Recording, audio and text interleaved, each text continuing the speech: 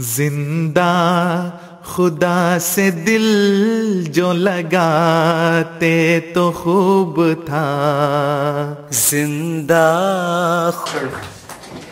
I mentioned earlier that in your envelopes are forms for questions, and we would appreciate it if you have any questions to write them down.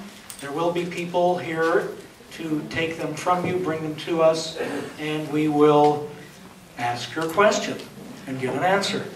We have two already. The first one is for Rabbi Ellis, and the question is this: how does Judaism stand up to your challenge, enunciated through Paul Tillich, to combine love and power? How does contemporary Judaism engage in social justice? And the same question could be asked of the other speakers also, but initially to Rabbi Ellis.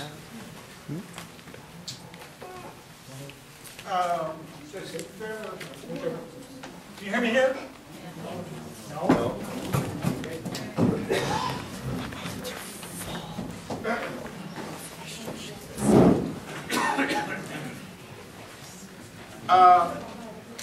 The answer, as far as power goes, and as far as social justice movement goes, if you look and do any kind of research, currently or in history, about labor movements, international law movements, human rights movements, you will find that Jews are represented in those overwhelmingly compared to their numbers.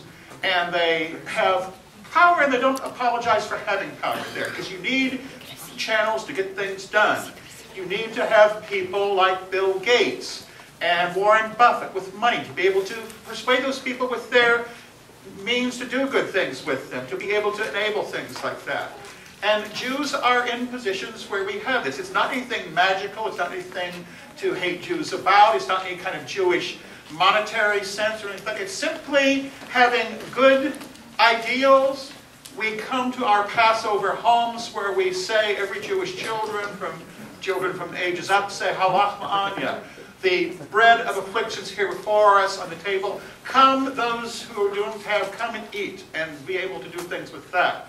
We have that not just as a ritual, but we carry it out in actual ideas, and our consciences are embedded with that. We don't always do it perfectly. There are abuses. We were also responsible for communism and some of the things that happened there, too. There are a lot of Jews involved with that, but if you understand how difficult the situation was in Eastern Europe at the time, you can see what would have gone off in that way. So, yes, we have some things to go with. We have to see if our power structures are just, if they accord to things there. The reason you need both justice and love here, justice is kind of an impersonal sort of thing. I can be fair to you.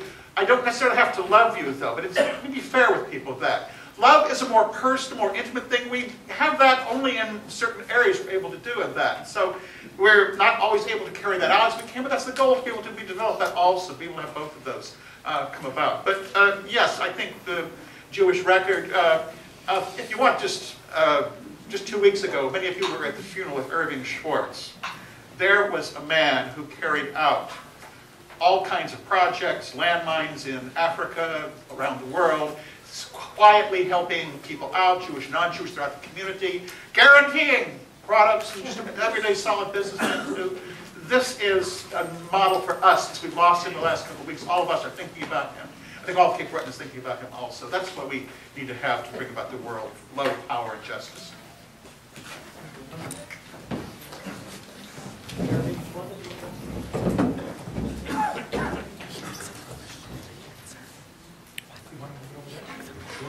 Okay.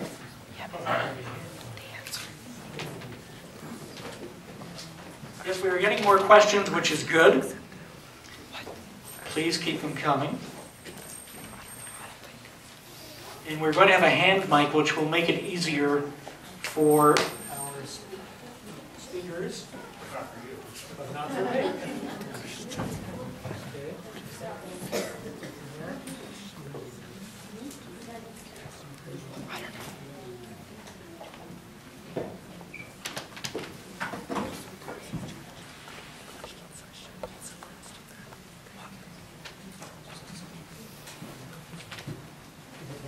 Hello, yes, this is working. Okay, one moment, please. But here's a good question. Maybe I'll ask it while we're getting our technical issues sorted out, and the speakers can think about an answer, because it's asked of all. And the question is this: do any of the religions feel violence is ever justified? Good question. Let's see if we can get an answer or two. Is that microphone working, Doctor? Yes, it is. Who would like to start off with that one? Do any of the religions feel violence is ever justified? Mr. Jolly, would you like to give that a shot? Now, can you hear me? Yes. Now, I'm representing Hinduism, and one of the things they have promoted, ahimsa, non-violence. But that does not mean that not to assist those people who are being persecuted. There are civil and there are proper methods of educating the person who is persecuting. But Hinduism does not promote violence. India is the only country in the world where Hinduism was the most predominant religion, has never invaded any country. There was no forced conversion, no matter what the reason is. Anybody else, please?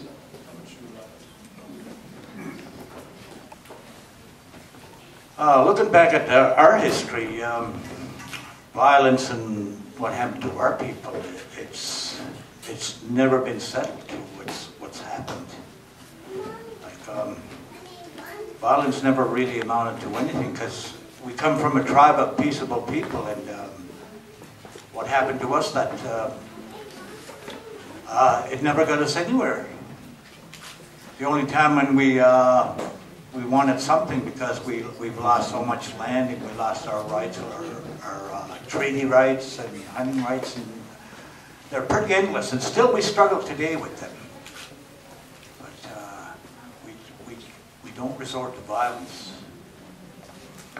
You know, today in our community we provide the example, and for myself, I just have to look at the sweetgrass here and my grandmother's teachings. My grandmother taught me so much about our culture. When someone does you an injustice, you say a prayer for them. So I believe in my spirituality as a meat mom. Peace from my heart to yours. Without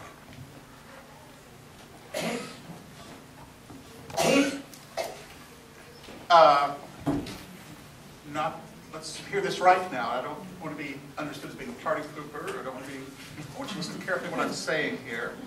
And I don't want to talk about advocating violence, but there is, we read last week in the synagogue, the book of Ecclesiastes, Kohelet. There is a time for peace, a time for war. There is a time for violence. Obviously, gratuitous violence, violence used against to oppress people is obviously wrong. Nobody needs to know about that. But there does come a time when violence is necessary. Some people have mentioned Gandhi tonight. Again, I don't want to ruin the party here, but the Jewish community has somewhat of an ambiguous view toward Mahatma Gandhi. We recognize very much his efforts to win freedom for his people over in India, to work against the British system over there, the inertia, the lethargy of the bureaucracy, the injustice it caused over there. And we do salute that. On the other hand, Gandhi also spoke out. He lived about the time when things were happening in Europe during both world wars. And he urged Jewish community in Europe during the Nazi era to simply do as he did in India, non-resist, just go along peacefully, let them give up what you're doing and that, just let them go with that. That simply is not an option for us.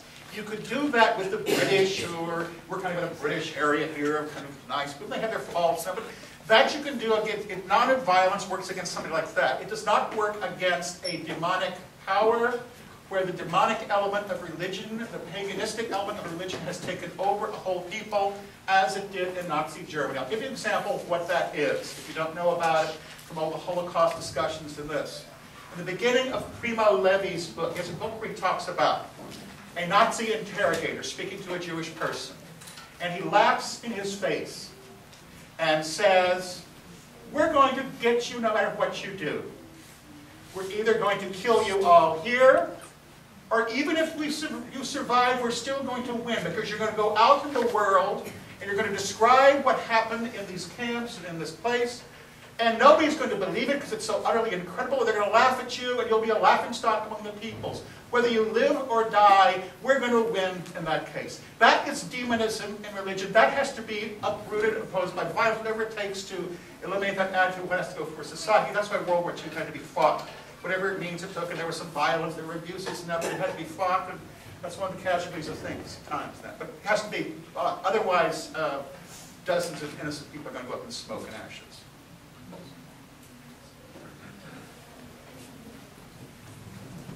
Anybody else?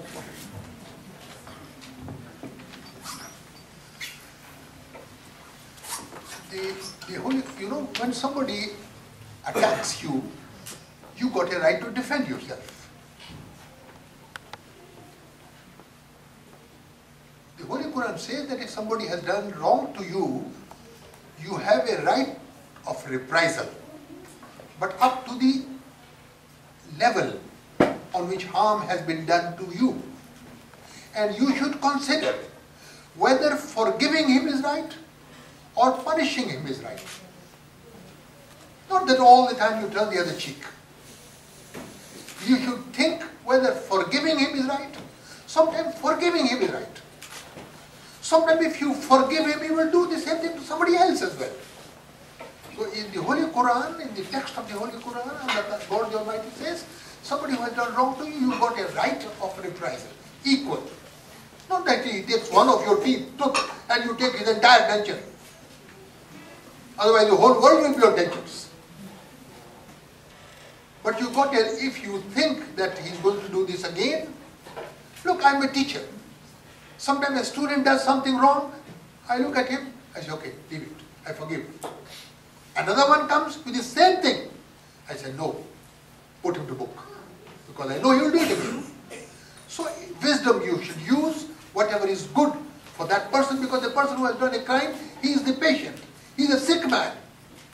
You have to see what is good for him and what is not good for him, what is good for the society and what is good for everybody and what is good for him.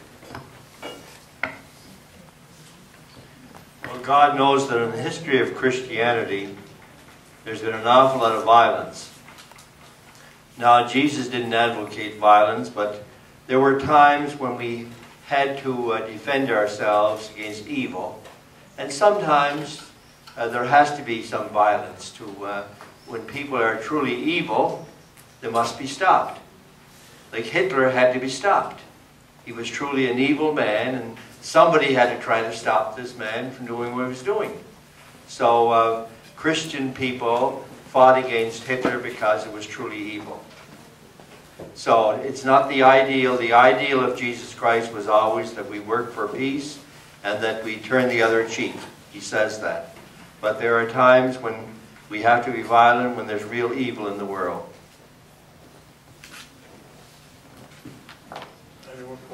Thank you very much.